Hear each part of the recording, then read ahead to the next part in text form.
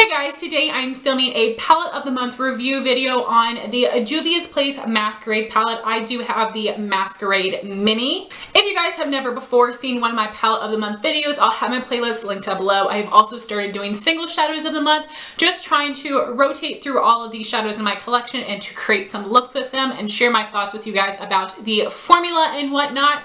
And I'm not going to give you my whole intro that I usually do, but this series was inspired by my friend Amanda Alexander. I'm going to have her channel and her video linked down below, and just jumping right in with this video. So as I said, I do have the Juvia's Place Masquerade Mini palette. So this is the smaller version, and it is not small. So in the original palette, the eyeshadows are the size of a Makeup Forever shadow, but in the mini palette, the eyeshadows are the same size as a regular single from Anastasia, MAC, Makeup Geek, ColourPop. So these are not small eyeshadows by any means. They're just smaller than the extra large shadows in the original palette. And I chose this one because it is cheaper, and honestly, I prefer having this size because it isn't so big and bulky. So I definitely recommend the mini version of this palette if you want to save yourself some money. Juvia's Place has been on Haute Look a bunch of different times, and I remember one time I saw that the Masquerade Original and the Masquerade Mini cost the same price. So if they're going to cost the same price, then I would probably have bought the original, but I'm really happy that I chose the mini. I think it was just an overall better idea for me and for storage purposes. So to talk about the packaging, it is so stunning. So this is a very sturdy cardboard with a magnetic closure, which is my favorite packaging for palettes. I much prefer them coming in this type of packaging than a plastic or metal case. I think this is so much easier to use, and it is so much more compact, which I love. I absolutely love the design. I think the artwork is absolutely gorgeous. So you have the artwork on the front, and then you also have it on the inside of the palette as well. So this palette does not have a mirror, which I know can bother some people. I'm okay with it because when I'm doing tutorials and stuff, I do have a little small mirror that I will use, and then I have a mirror on my vanity to get ready. And also by not having a mirror, it does cut down on the cost of the palette. Now the Juvia's Place palettes are very inexpensive. They are often having sales, and they do have different affiliate coupon codes. I'm going to have a couple listed down below from some of my favorite people to get an additional 10% off. Whenever there are coupon codes, I always try to look for them from people that I love, because if I'm going to be contributing money to anybody, I want it to go to some of my favorite influencers. So I think that's incredible that they are affordable to begin with, but then you can get them on sale. You can also use affiliate coupon codes, and the Juvia's Place brand has been on Haute Look several different times. So this is the first Juvia's Place palette I ever purchased. My friend Jean recently sent me the original Nubian, which I definitely want to test out. But the reason that I wanted this palette is because of the colors and the color layout. Now I am just really odd person when it comes to everything, but when I'm looking at a palette, if it has too many random mismatched colors, I get very overwhelmed. I have no idea how to use it. And the other Juvia's Place palettes, besides the Nubian and besides the Zulu actually, the neutrals and the colors are all mixed around, and for me it's less appealing that way and I get confused by it. But this palette, as you can see, has half neutrals and half brights, and it is split right down the middle, 2 rows of brights, 2 rows of neutrals. And because of the layout, it is so much easier for me to use this and also be inspired by it, because I'm able to just focus on the neutrals, focus on the colors, whatever, mix and match. It's so much easier for me to visually understand and be more creative with this palette than if it was all mixed around. I don't know why, but that's a big reason I haven't purchased any of the other Juvia's Place palettes. So since we're talking about the colors, let's get into those details. So I'm going to show you all the shadows. I'm going to show you swatches. The shade Chi is a bright royal blue, and this is a shimmer finish. Chi. The shade Mali or Molly is a really bright green, and it's a shimmer finish. Molly. Dahlia is a really beautiful bright blue, and as you can see, this first shade has a little bit more purple in it, and it is a lot deeper, and this is more of a true bright blue. Dahlia. And then you have Zola, which is a really pretty aqua color because it does have a mix of blue and green. It almost would be a mixture of these two shades right here. And all four of these on the top are shimmer finishes. Zola. Makeda is a shimmer finish, and this is a really bright royal purple shade. And depending on the lighting, this one can look blue, but it is definitely purple in person. Makeda. Zobo is a matte finish, and this is a really pretty bright pink tone purple. This is basically like a Barney color. Zobo. Calabar is definitely the most wearable out of these colorful shades because it is a really beautiful shimmery cranberry. Calabar. And Bori is a matte hot pink, but it does have some flecks of glitter in it. Bori. And then for the neutral shadows, Giza here is a really beautiful shimmery champagne. Giza.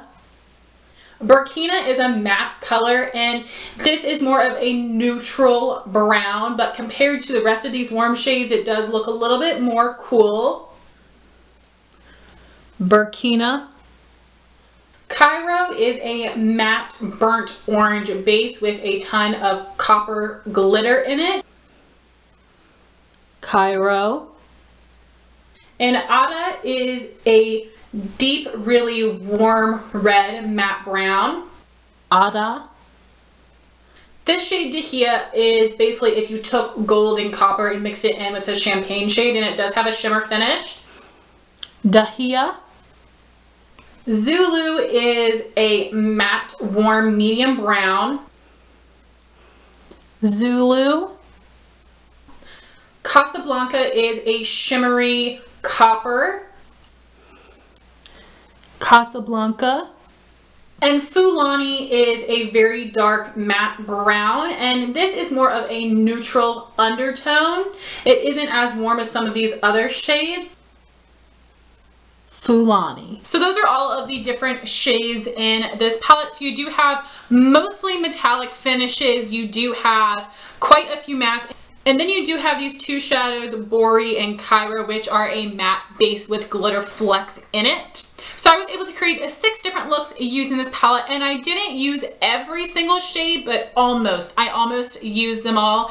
And some looks I'm using just colors, other looks I'm using just the neutrals, and for some looks I did a little mixture of both. Also, when I was creating the looks, I tried to just stick to this palette. I'm pretty sure only once did I pull for a different shadow for my transition color, but otherwise I was able to stick to this palette. So now I will show you the details of all of those looks. Here is today's look using my palette of the month. On my lid, I mixed the shades Molly and Zola. For my transition color, I used Burkina. In my crease, I mixed Cairo and Ada.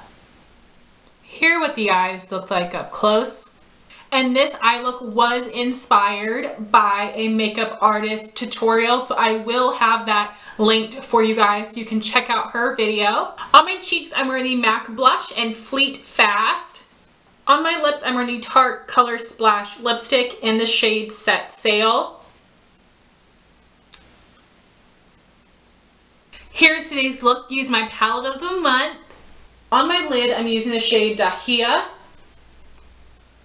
For my transition color, I'm using the shade Burkina. For my crease color, I'm using the shade Zulu. For my outer corner, outer crease color, I'm using the shade Ada. On my lower lash line, I use the L'Oreal Gold Eyeliner, and I set it with the shade I'm wearing on my lid, Dahia. Here what the eyes look like up close. On my cheeks, I'm wearing MAC's Blush and Right for Love. On my lips, I'm wearing a combination of a lip liner and a liquid lipstick. I lined my lips with the Tarte Tarteist lip pencil in the shade Latergram. I filled them in completely with the Tarte Tarteist matte lip paint in the shade Rosé. Here is today's look. Use my palette of the month. On my lid, I'm wearing Zola. For my transition and crease color, I'm wearing Bori. For my outer corner, outer crease color, I'm using Zobo. On my lower lash line, I'm wearing Makeda. Here what the eyes look like up close. For this look today, I did recreate a tutorial and I will have that linked up here. On my cheeks, I'm wearing MAC Blush and Fleur Power. On my lips, I'm wearing the ColourPop Ultra Matte Lip in Fresh Cut. Here is today's look using my palette of the month. On my lid, I'm wearing the shade Calabar. In my crease and on my lower lash line, I'm wearing the shade Zobo. Here what the eyes look like up close. On my cheeks, I'm wearing the Essence Beauty Beats Blush and Groupie at Heart. On my lips, I'm wearing the Ciate Liquid Velvet in Bittersweet. Here is today's look using my palette of the month. On my lid, I'm wearing Casablanca. For my transition color, I use Burkina. For my crease color, I use Cairo. And for my outer corner, I use Ada. And here what the eyes look like up close. On my cheeks, I'm wearing the MAC Mineralize Blush and Warm Soul. On my lips, I'm wearing a combination of a liquid lipstick and a lip topper. I filled in my lips completely with the Smashbox Always On Liquid Lipstick in the shade Driver's Seat. I went over that with the Pure Cosmetics My Little Pony Lip Gloss Topper in the shade Applejack. Here is today's look using my palette of the month. On my lid, I'm wearing the purple Makeda. For my crease color, I mixed together Zobo and Cairo. For my transition color, I mixed together Burkina and Cairo. Here what the eyes look like up close. On my cheeks, I'm wearing MAC Blush and Flate Fast. On my lips, I'm wearing the Glow Skin Beauty Lipstick in Pillow Talk. So now to talk about the formula, the texture, and the pigmentation. So this was my very first time using a Juvia's Place palette, but I've heard amazing things about the formula. So as I said, there are 3 different finishes of the shadows in this palette. There are the metallics, the mattes, and then there are 2 shades that have a matte base with glitter particles in it. So I did experiment a little bit trying to figure out which brush I liked best with these different eyeshadows. So I'm going to start by talking about the formula of the foiled shadows in this palette. Now all of these are incredibly pigmented. The color payoff is super intense, which I absolutely love, but these shadows feel super creamy to the touch, but almost oily or wet, which sounds terrible, but it's not, because it glides onto the eye really well, but something about them feels a little bit oily. Now I haven't had them crease on me at all, but they did transfer onto my crease, but because I have hooded eyes, that happens to me all the time, so I don't want to blame it on this palette, and it isn't that big of a deal. But I did want to mention something that was a little bit odd. You're probably not going to be able to see it on camera, but right here is a little bit of oil on my palette that seems to have basically come out of the shadow around the packaging. It's just like lightly discolored there. Not a big deal to me, but I did want to mention that, and I wonder if that's happened with any of your palettes for any of the foiled shades. Now so far it hasn't done it with any of the others, just that Dahia shade. So usually when I'm using a loose or pressed pigment or a more foiled type eyeshadow, I will reach for my MAC 242 flat shader brush. But I decided I would also test out my regular eyeshadow brush, my 239. So for, I think, the very first look, I apply the shadow on one eye with the 242 and on the other eye with a 239. And much to my surprise, I found that the 239 applied it so much better. So because these eyeshadows are a little bit more oily, all of that pigment just grabbed onto the brush, which was awesome because it really was like one swipe pigmentation. But when I used the 242, I had to go back in a couple times to just pick up more product. And it isn't that the colors weren't pigmented, they were. It's just that when I used this brush, it just picked up a lot more product. It was literally like it was a sponge just soaking up water. Like, it was incredible how much pigment stuck to this brush. But it was able to easily transfer to my eye. So I would definitely recommend using like a regular shader brush like this instead of a synthetic one. That is what worked for me. And so for all of my eye looks, I use this on my lid and it worked really well. Also with these eyeshadows, they're so pigmented that I didn't have to put a color base under them, which is something I usually have to do with all of my shadows. So I was very impressed by that. But with the metallic shades, I do get quite a bit of fallout. So I have been using as a base my e.l.f. glitter primer, and that does really help to have the eyeshadow adhere to my eye. So I would definitely recommend using some type of glitter primer. Too Faced, NYX, e.l.f., they all make one, and I think that was really essential for me for this look. So whenever I'm using an eyeshadow that has a ton of fallout, I will press it and stamp it onto my eye instead of sweeping, which does help a lot to minimize fallout. But with these shadows, with the shimmery foil finishes, I still get a bunch of fallout on my eye. So a good way to work with that is to do your eye makeup first before your face makeup, so you won't have to worry about it messing anything up. But for me, I just do not like doing my eye makeup first. Another thing you can do is apply a bunch of loose translucent powder under your eye, and then once you're finished with your shadow, you can brush it away. I also don't do that because I think it's a waste of powder. So what I do is take a little piece of tissue or toilet paper, and I will hold it under my eye and then apply my shadow. That way the piece of toilet paper is catching all the fallout. You could also use shadow shields, but those can get kind of pricey. So I do it the good old cheapo way and just use a little piece of toilet paper, and that helps a lot. But I feel like it is essential when using this palette to do one of those different things to help from messing up your makeup. And I all the time have shadow fall out on my face, and then I'll just take a brush and sweep it away. With the formula of these shadows, that was not happening because these are that more oily consistency, and how I told you they really adhere to the brush. They adhere to your skin. So one day I got a little bit on my face, so I just took my brush and I tried to sweep it away. I just blended it all the way in under my skin. In one of my videos, it looks like I have a blue under eye. I tried to fix it and there was no fixing it, and it's because of the formula of the shadow. It doesn't just brush away, it literally just smeared on my skin, and it was a tiny, tiny amount. So after then, I realized, no, every time I use this palette, I have to use a little bit of tissue under my eye.